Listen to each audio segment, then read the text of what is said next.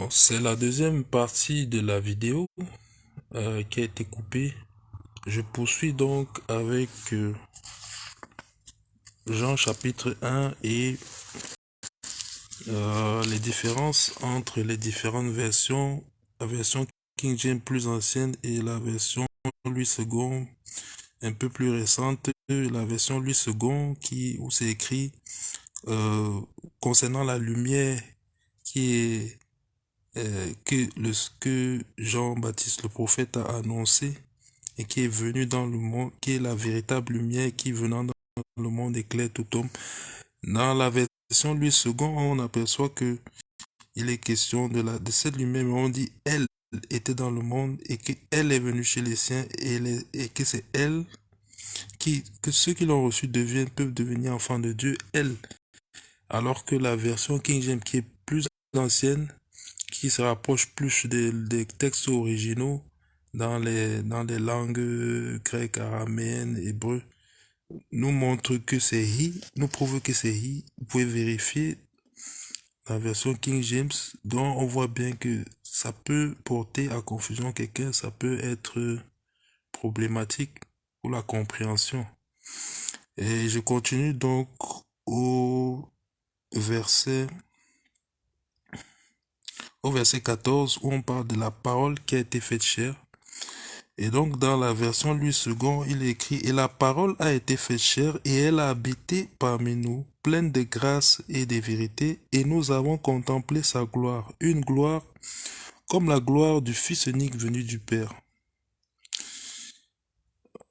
Et là encore, on dit « Et la parole a été faite chair et elle a habité parmi nous. » Donc là, bien qu'on sache, c'est facile de savoir de qui il s'agit dans cette parole, mais comme le mot elle est utilisé, là encore, on peut se poser des questions, mais si on regarde dans la version King James, on, on- au verset 14, il est écrit And the word was made flesh and dwelt among us, and we beheld his glory, the glory as the only begotten of the Father, full of grace and truth.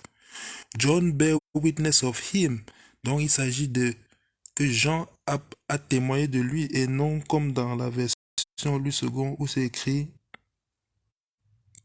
Jean lui a rendu témoignage. Et c'est écrit, c'est celui. Oui, oui, dans la version Jean aussi, c'est bien dit lui. Donc à ce niveau, ça va, mais et au niveau du verset 14, il était écrit And the word was made flesh and dwelt among us, and we beheld his glory, the glory as the only begotten Son of the Father, full of grace and truth. John, full of grace and truth. Et le verset 14, dans ce verset 14, dans Louis II, il est écrit, et la parole a été faite chair et elle a habité parmi nous. C'est là où le bas blesse. Or ici, and the word was flesh and dwelt among us. C'est là, il n'y a pas de elle, il n'y a pas de... C'est he, c'est bien lui, on sait qui c'est. Dans tout le chapitre, selon la version King James, on sait que c'est lui, que c'est une personne. Mais malheureusement, dans la version Louis II, on voit que on parle de elle. Donc c'est ce genre de petites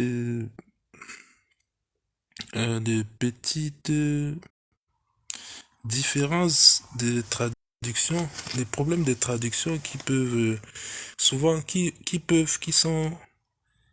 vraiment décourager même quelqu'un qui peut avoir l'intuition de la vérité, mais après, peut-être se perdre, c'est possible, juste parce que cette version est plus récente et en français, dont les problèmes de traduction et, et, et le fait que ils ont utilisé aussi des versions après, les versions futures pour, pour créer leur version, pour traduire leur version, ça peut poser des problèmes.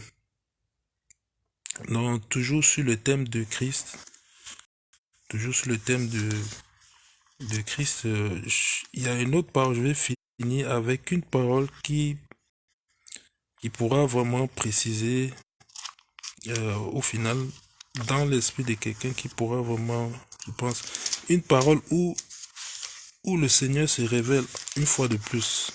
Donc à chaque fois qu'on lit la Bible, il y a une occasion de voir une révélation différente, une nouvelle révélation du Seigneur, de Dieu. Donc Dieu se révèle à chaque fois. Et ce qui est aussi réjouissant, c'est de voir toujours que Dieu, à chaque fois qu'on ouvre la Bible, Dieu est capable de se révéler. Chaque jour, il se révèle. Et c'est souvent, c'est plus qu'un plaisir, c'est vraiment, c'est un petit miracle qui est vraiment merveilleux. Donc, je vais maintenant dans le livre de... Après avoir lu Jean chapitre 1, où on parlait du commencement et de la parole, il y avait un autre passage, celui-là c'est dans Ésaïe encore une fois, et dans Ésaïe, il y a quelque chose de très intéressant, on parle encore du Rédempteur d'Israël, du Rédempteur d'Israël. C'est au chapitre 48 d'Ésaïe, chapitre 48. Ésaïe chapitre 48. On va aller dans chapitre 48.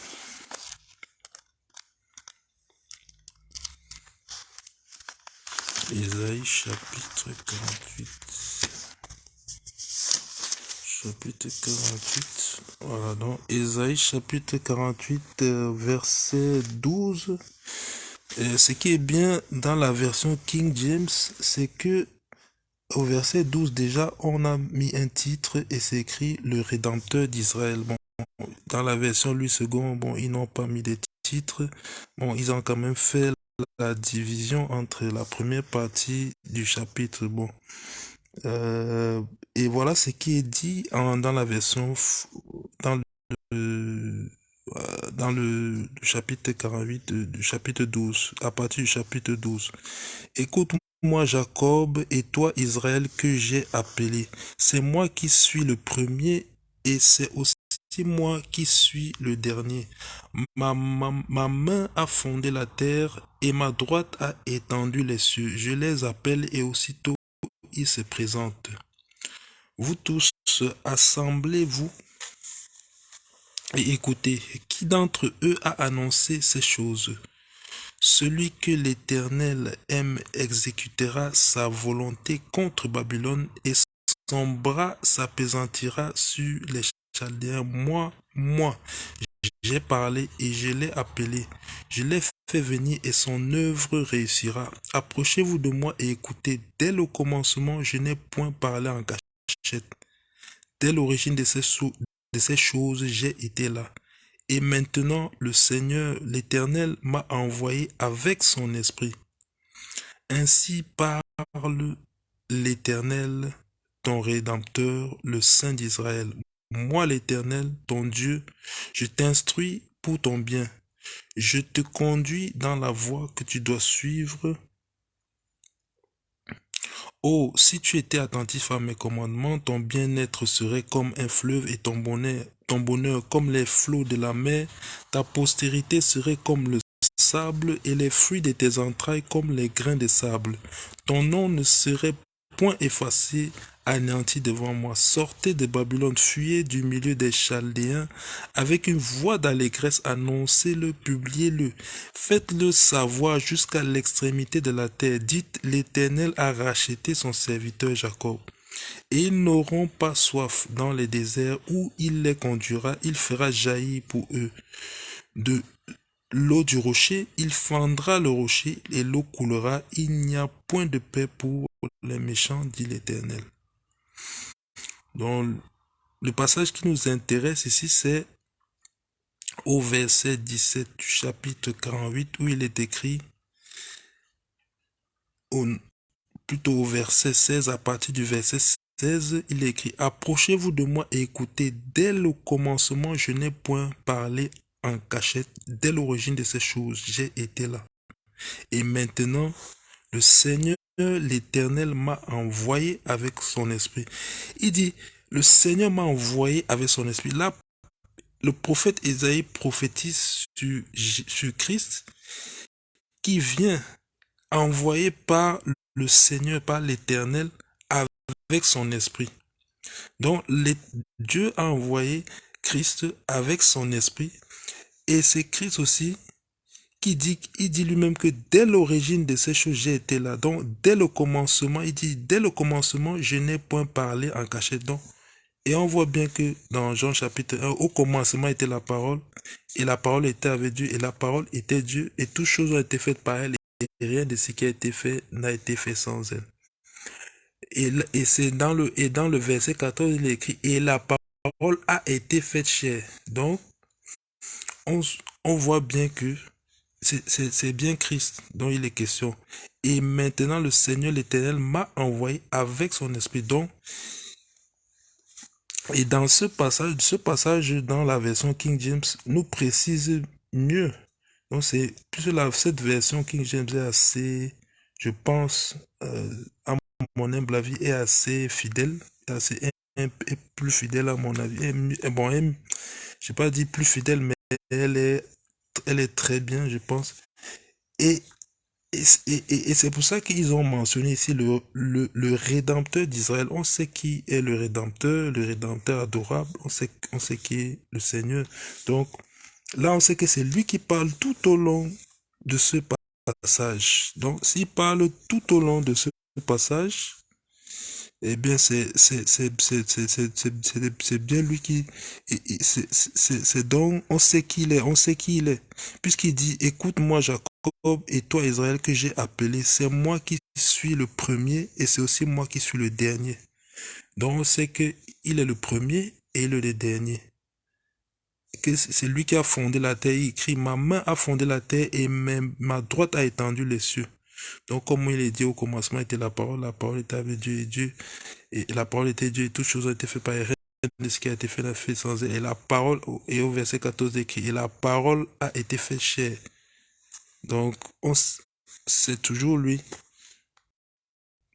C'est écrit, vous tous, assemblez-vous et écoutez, qui d'entre eux a annoncé ces choses, c'est lui que l'Éternel aime exécutera sa volonté contre Babylone et son bras s'appesantira sur les Chaldéens. Moi j'ai parlé. Voilà, il dit, moi j'ai parlé. Je l'ai fait venir et son œuvre réussira. Et qui approchez-vous de moi et écoutez. Dès le commencement, je n'ai point parlé en cachette. C'est la parole. Donc c'est que là, je pense pas que on puisse encore ajouter d'autres choses sur ce sujet. C'est que la parole dès le commencement était, et elle était avec Dieu, elle était Dieu, et toutes choses ont été faites par elle, et rien de ce qui a été fait n'a été fait sans elle. Et c'est elle, et c'est lui qui parle dans ce passage. Bon, la parole, on dit dans la version française elle, dans la version Louis II elle, mais dans la version King James c'est bien lui. On dit he. Donc, ce qui est plus intéressant que de dire elle, comme ça on sait que c'est lui qui était dès le commencement, qui a tout fait, qui a fondé la terre. C'est lui qui est le premier et c'est aussi, puisqu'il dit moi, je suis le premier et je suis le dernier.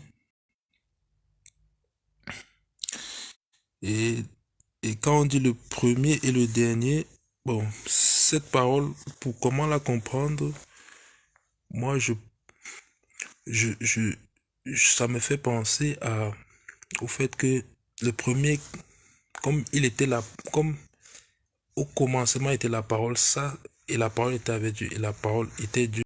Ça, c'est le premier, ça, c'est le début, ça, c'est lui qui est venu en premier pour parler. En fait, c'est Dieu qui parle au tout début. Donc, le premier, c'est-à-dire, bon, on sait qu'il y a Père, Fils, Saint-Esprit. Donc, le Père, c'est le Père qui s'exprimait dès le début. Donc, lui qui a tout créé, tout fondé. et rien n'a été fondé, créé sans lui. Et il y a le Fils qui est venu maintenant dans ces derniers temps. Ça, c'est celui qui est venu. Et après, quand lui, il a accompli sa mission et qu'il est remonté, il a envoyé celui qui est venu après, il a envoyé le Saint-Esprit. Donc, finalement, les occurrences en fait, quand on voit Père, Fils, Saint-Esprit, et quand on dit premier et dernier, bon, on peut comprendre. Il y a premier, il y a dernier, il y a le Père, il y a le Fils et le Saint-Esprit. Et puis, le retour de Christ, pour enlever son Église, son retour, quand il va revenir, ben, on sait que c'est lui qui va juger. Donc, quand on parle de premier et dernier, alpha et oméga, commencement et la fin, donc on peut déjà comprendre. Bon, j'espère que cette parole va bénir quelqu'un. Que Dieu nous bénisse tous dans la paix de Christ. Bonne soirée au nom de Jésus-Christ. Amen.